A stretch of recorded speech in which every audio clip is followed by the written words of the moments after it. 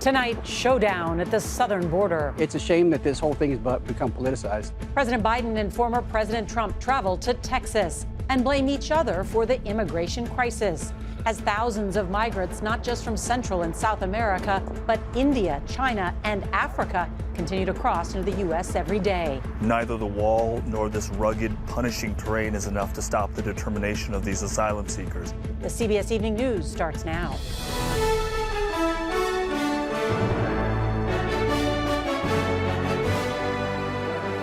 Good evening, I'm Nora O'Donnell, and thank you for being with us. We do want to begin tonight with the dueling visits at the southern border by the two frontrunners in this year's election, showcasing the record number of migrant crossings that are overwhelming resources along the border and in major cities across the country. President Biden was in Brownsville, Texas, where he issued a political dare to Donald Trump to join him in pressing House Republicans to help secure the border by passing the Senate's bipartisan security bill.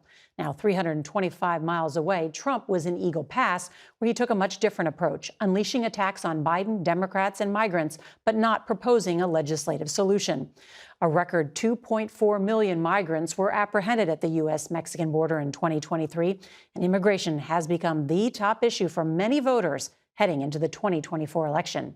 CBS's Ed O'Keefe is traveling with the president, and he'll start us off tonight from Texas. The president and the former president who wants to replace him in the White House played the blame game today along the U.S.-Mexico border. This is a Biden invasion over the past 3 years. President Biden said it was Donald Trump who urged House Republicans to kill the bill that would have beefed up security at the border. It's time for the speakers and some of my Republican friends in Congress who are blocking this bill to show a little spine. After a record number of illegal crossings last year, President Biden, who toured the border in Brownsville, Texas, is trying to show he's addressing an issue that more than 60% of voters call a very serious concern. Just hours before the president's arrival here in Brownsville, U.S. Border Patrol and Texas State Police say they stopped people on the other side of the border from bringing across drugs. But Chris Cabrera of the Border Patrol said that with illegal crossings into this part of Texas down recently, the president has come too late. But I think the timing's a little off. I mean, if he would have come a year ago, 2 years ago, 3 years ago. Trump, who visited Eagle Pass more than 300 miles away, continued exploiting a crisis that he couldn't solve either, hoping it'll put him back in the White House. Allies say he's planning mass deportations and detention camps, if elected. Today, he sought to falsely connect President Biden to the recent murder of a Georgia nursing student by a Venezuelan migrant who entered the country illegally in 2022. The monster that charged in the death is an illegal alien migrant who was led into our country and released into our communities by crooked Joe Biden. The president, who didn't address Trump's attacks, said they should work together. Join me, or I'll join you, in telling the Congress to pass this bipartisan border security bill. We can do it together. As president, Trump severely restricted asylum and required migrants to await their court hearings in Mexico. When President Biden took office, he reversed those policies, but is now considering employing an executive power used by Trump to suspend asylum. The former president also met with Texas Governor Greg Abbott today, who's at war with the Biden administration for implementing his own border crackdown, installing National Guard troops, and razor wire barriers in Eagle Pass. But we spoke to local resident Adam Rodriguez, who says concerns there are overblown. We've raised our kids here, and there's never been any criminal element. You don't have to worry about walking down the street. Notably, Governor Abbott's border crackdown suffered a legal setback just today as a federal judge rejected a new Texas law that would allow state police to arrest and prosecute people crossing the border illegally. Critics call it a form of racial profiling. The governor says he'll appeal the case all the way to the U.S. Supreme Court. Nora? A big issue at O'Keefe. Thank you. While the two leading presidential candidates are focusing on the border crisis in Texas, we've learned that migrant crossings are shifting toward California, which has seen a sharp increase in recent months. CBS's Adam Yamaguchi reports from along the southern border in the Golden State. These migrants are taking their first perilous steps on U.S. soil as they navigate a steep and rocky maze along California's southern border. For the last few minutes, we've seen at least 50 or so people come down this pretty rugged, punishing terrain here. They arrive by the dozens at this border gap, roughly 70 miles east of San Diego.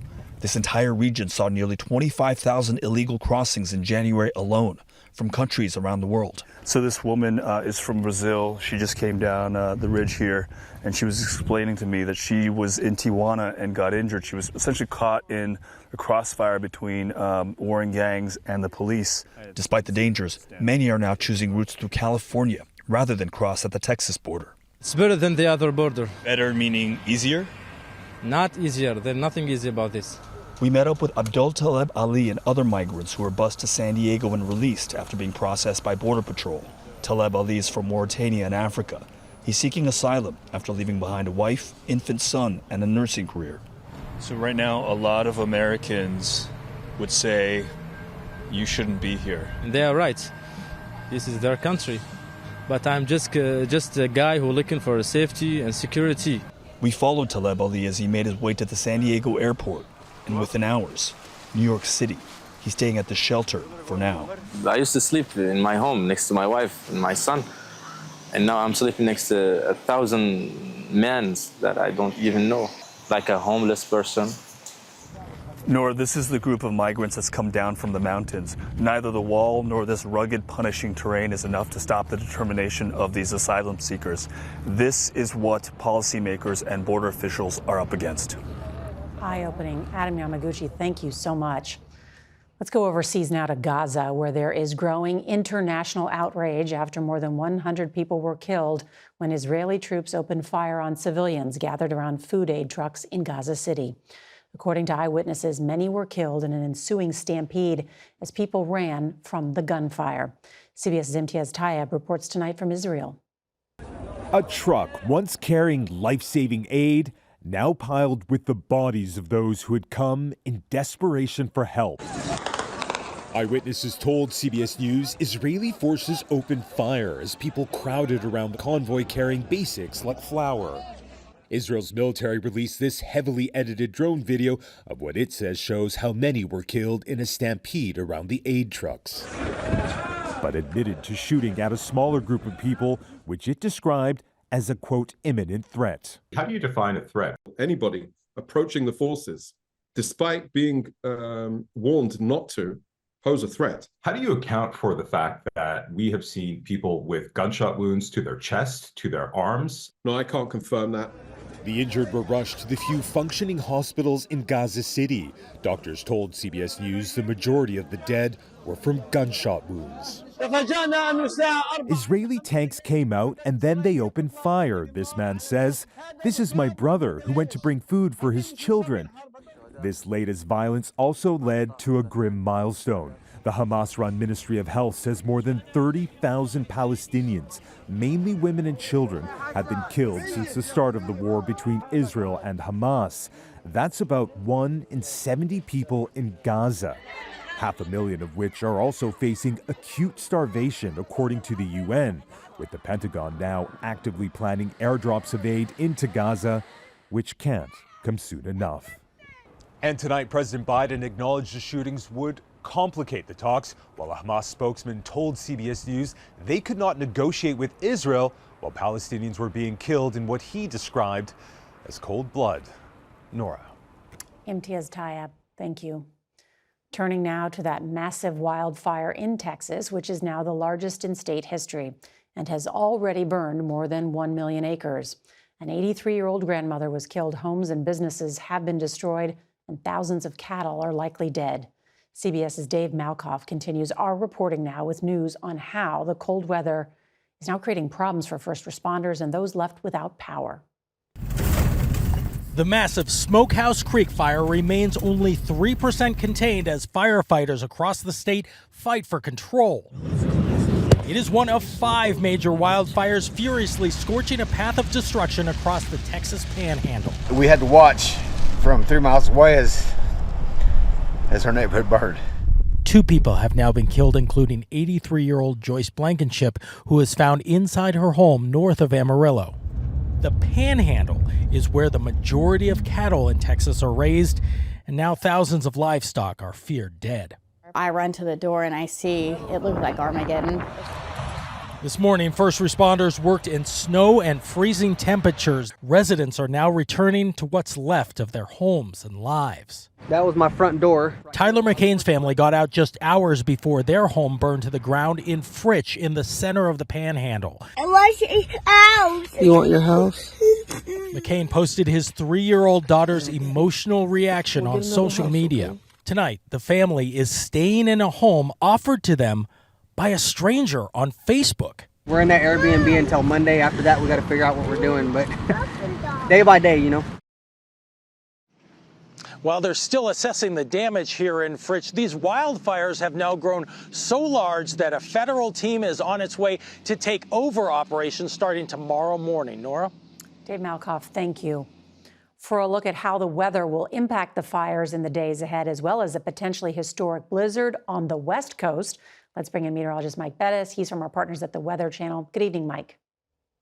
Nora, good evening. Unfortunately, the weather's not helping matters across the Lone Star State. We know that dry and windy conditions will persist into the weekend. We have fire weather watches and red flag warnings extending from New Mexico and Texas all the way into Iowa through Saturday. And here's the major factor in all this: significant wind picking back up, especially this weekend, where winds may be gusting as high as 50 miles per hour again, fanning those flames. We expect rapid spread of the fire to continue. The rain that's falling actually falls well to the east of where the Smokehouse Creek fire is burning here in the Panhandle of Texas. And then our attention turns to the west. We've got a monster winter storm that's crashing in right now. Significant snow and rain as well. Some spots at high elevation north could see 6 feet or more of snow, and blizzard warnings in effect across California and Nevada. Mike Bettis, thank you. Now to some breaking news. Alabama lawmakers in the state Senate and House have passed bills that they say give protections to clinics that provide in vitro fertilization services. Now, this follows the state's Supreme Court ruling that gives embryos the same rights as children. A final bill is expected to head to the governor's desk next week for her signature. We want to turn now to a serious cyber attack on one of the nation's largest healthcare companies. For more than a week, the attack has disrupted prescription orders at pharmacies all over the country. And as CBS's Nicole Skenga reports, a lot of people are now scrambling to get their medicine. A cyber attack on the healthcare provider Change Healthcare is wreaking havoc nationwide as hospitals and pharmacies can't get paid and patients can't get prescriptions. So, we've seen a lot of claims coming through as a rejected claim where obviously insurance providers are not being able to pay because of this attack. The company discovered the hack on February 21st, disconnecting impacted systems immediately, parent company United Health stated in a federal filing. Change Healthcare says it processes 15 billion transactions annually, touching 1 in 3 U.S. patient records. I can tell you that this cyber attack has affected every hospital in the country one way or another. John Rigi is a national advisor at the American Hospital Association. It's not a data crime. It's not a white-collar crime.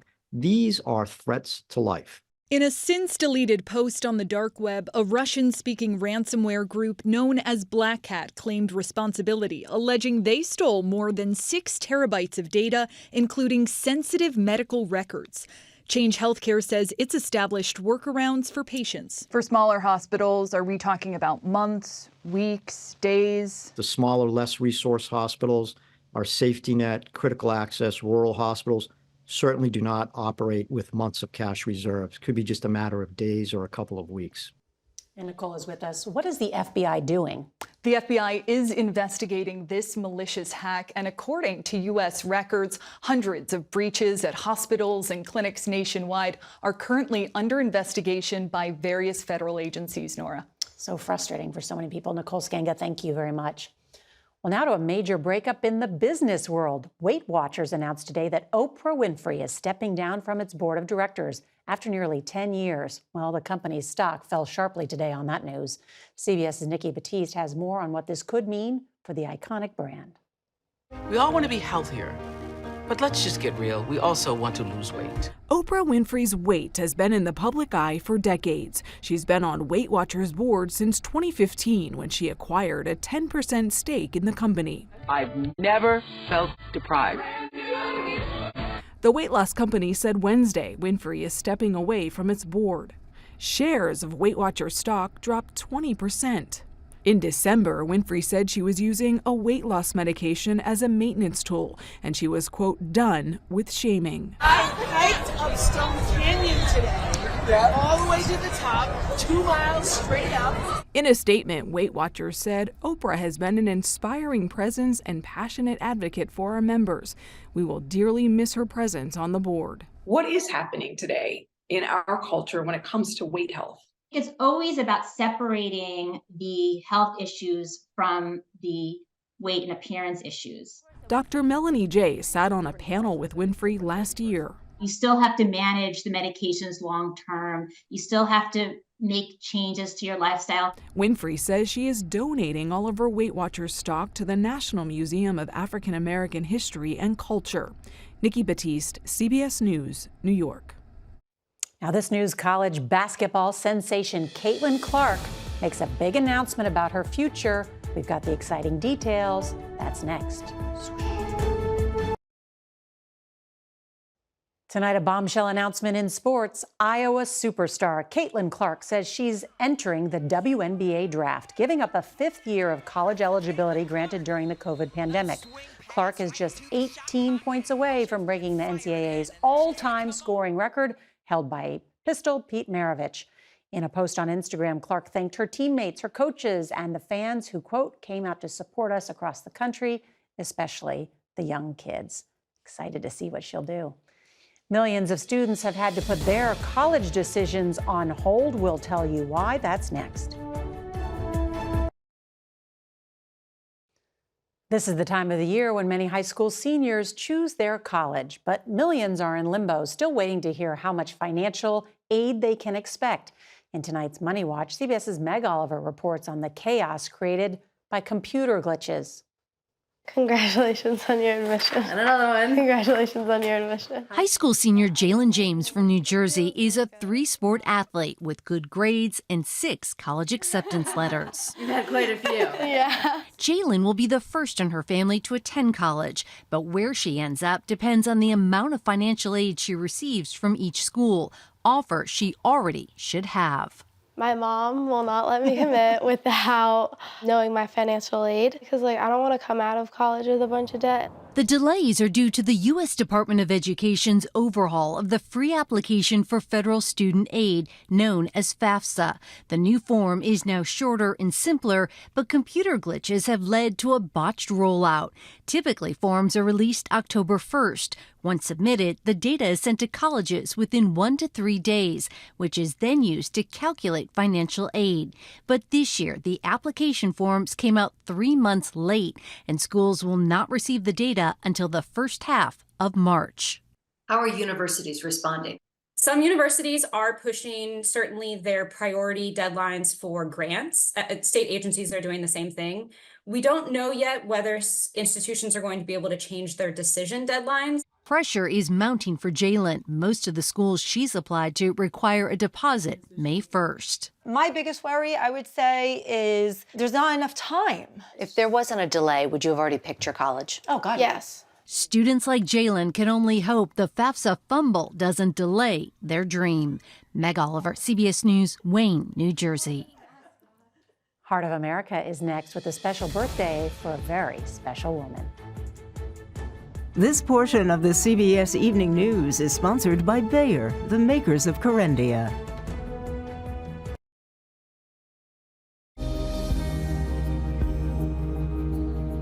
Finally, tonight's Heart of America, meet birthday girl Mary Lee Forsyth, who turns 100 years old today. The Oklahoma centenarian is a rare leap year baby born February 29th, 1924. And because that date comes just around once every 4 years, today is actually her 25th birthday. She's celebrating in style with a large gathering at a local church, but she admits to having a difficult time slimming down the guest list. Her family includes 2 kids, 4 grandkids, and 11 great-grandkids. Forsyth says the most special thing about her 100 years is being in her hometown of Sand Springs, Oklahoma, where it all began. We got a chance to speak to her ahead of the big day. I've lived here all my life. I was born here and traveled a long way all over the world, but it's home. And I love all these people. Well, happy 25th birthday to Mary Lee Forsyth. She is tonight's Heart of America. And we checked, there are only 362,000 Americans who have a leap year birthday. That's tonight's CBS Evening News. I'm Norah O'Donnell. Good night.